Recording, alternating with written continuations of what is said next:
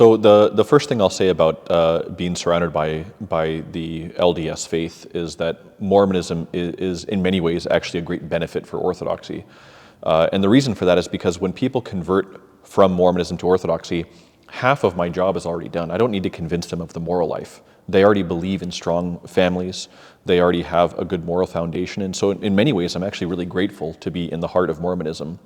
At the same time, I will say that Mormonism's, the biggest problem that they've experienced is the advent of the internet. With the internet, Mormons were able to investigate their own faith in ways that they weren't ever allowed to before. And through that, they discover that a lot of what they were told was wrong, and they feel betrayed. So most people who leave the LDS faith end up feeling quite betrayed, and they want to leave religion completely for some time. They usually go through a period of angry atheism. Not all of them, but the vast majority go through this period of what I call angry atheism. After a while, though, they begin to search again. And when they search, many of them discover Orthodoxy, and they find that there is a church that did not apostatize, that didn't just come up out of the blue, but has connections from the time of the apostles until today. And so they start seeking the faith.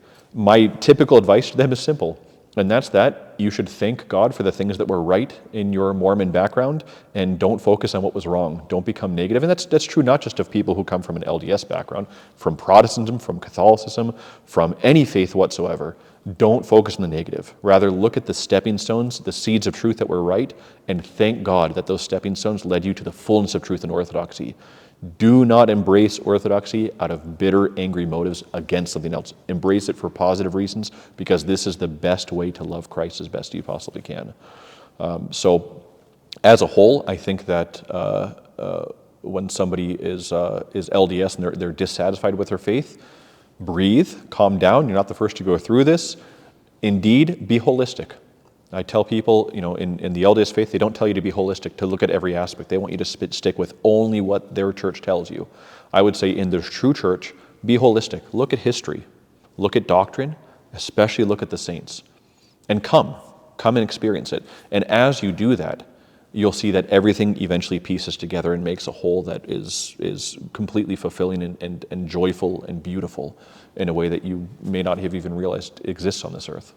Saint Sophrony, he says that when one becomes Orthodox, it takes about 20 years for them to truly become Orthodox inwardly. And I remember reading that quote and going, oh my goodness, 20 years, this sounds insane. And then I thought about it and I went, wait a minute, I've been Orthodox for 21 years. And yeah, last year is the first year where I really feel like I got it. That was some years ago now. But I think there's a lot of truth to what he said. So typically, what ends up happening when somebody leaves the LDS faith is they have a particular view of God that is much more of a courtroom God. It's much more about guilt. It's much more about judgment. And it's not so much about just acquiring grace from a very loving God who's close to you and on your side. It takes a long time. It takes a long time. The services will work through you in time slowly. But come to as many services as you can. Keep your spiritual life going. Try to keep consistent with your prayer life, with the fasting. As I said before, visit monasteries, read the lives and writings of the saints. But know that everything is being filtered through a filter that has been created over many, many years, especially if you've been Mormon for many decades of your life. To change that filter takes a lot of time. So be very patient with it. Be really patient, and although there is some work you can do, a lot of that is work that God has to do. And so breathe through it. Be patient, be calm, be humble, speak with your priest a lot, speak with other people who've been through the same thing, and little by little things will work themselves out. So a lot of people become impatient with that, and they want things to just happen immediately, really quickly, and they think if I just do this, it's a very much an exchange model with God. If I do the right things and say the right words, God will do this in my life. But this is a relationship, and a relationship with God is much like a relationship with other people. In my marriage, I can't just do and say the right things in the right formula and then form a loving relationship with my wife. I have to work with her. With her, just as I have brokenness, she has brokenness. Just as I have desires and wants, she has desires and wants. Just as I have misunderstandings, she has misunderstandings. And so that relationship takes a while. Now, dealing with Christ, of course, you're dealing with someone who's perfect. But the principle remains the same. It's a relationship that takes time. And it takes a lot of patience for you to kind of change that framework through which you're viewing everything. So just stick with good Orthodox sources, stick close to good Orthodox people who are strong in their faith, find people who have gone through the same journey, and just know that in time, everything will kind of settle. This fear of losing everything that you've built up, and if you've grown up in Utah as a member of the LDS faith, then everything you know and everyone you know is essentially connected to that faith in some way, somehow. Virtually everyone and everything. And so when someone looks into the Orthodox faith, if they haven't gone through that period of angry atheists, they haven't departed from faith altogether, if this is a move from the LDS faith into Orthodoxy directly, there is that extreme fear that a lot of people have that their family and their friends, their coworkers, everyone may just outright shun them.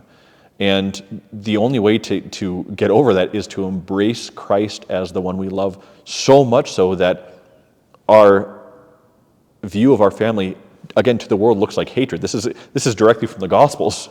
Is it actual hatred? Of course not. Of course it's not. But our love for Christ is so great that it's like comparing the sun to a single light bulb. If you throw that light bulb into the sun, it's going to be consumed by that light such that the light bulb really doesn't exist anymore. There's really no light because the light of the sun is so great.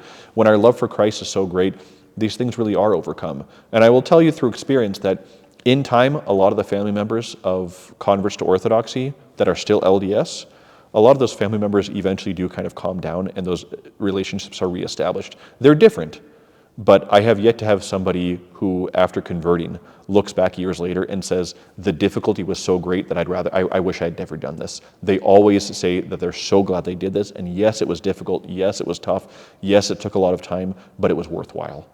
And the love for Christ is worthwhile. The Orthodox faith is worthwhile, and the beauty of that faith will eventually outshine all the difficulties.